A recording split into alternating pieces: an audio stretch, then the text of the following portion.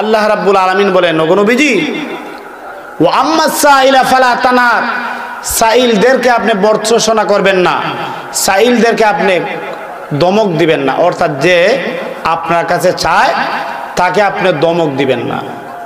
বর্তমানে কেউ যদি মাদ্রাসার জন্যই চায়, মসজিদের জন্যই চায়, ওয়াজ মাহফিলের জন্য চায়, তাহলে উচিত হলো যদি বেশি দিতে পারেন না তবে কম হলেও তাকে দিয়ে দেন।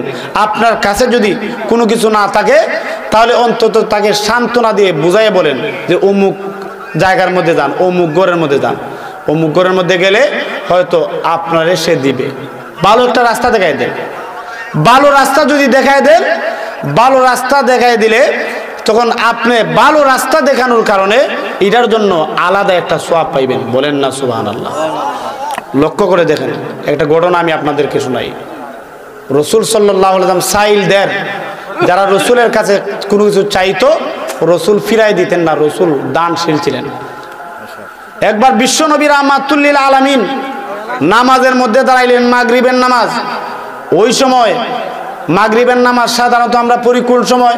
যখন সূর্য ডুবে যায়, রাত্রি হয়ে যাবে, সন্ধ্যার সময় আমরা আযান দিয়ে নামাজ পড়ি। কথা বলেন ঠিক কিনা? রসুল নামাজের মধ্যে দাঁড়াইলেন, নামাজের মধ্যে দাঁড়ানোর পরে একামাত শুরু হয়ে গেছে। হঠাৎ সাহাবায়ে কেরাম রিজওয়ানুল্লাহি তাআলা আলাইহিম আজমাইন দেখেন বিশ্বনবী তখন বিশ্বনবীর কামরার মধ্যে গেছে। আবার রসুল আসছেন, আয়েশা তখন নামাজ পড়াইলেন। সাহাবীরা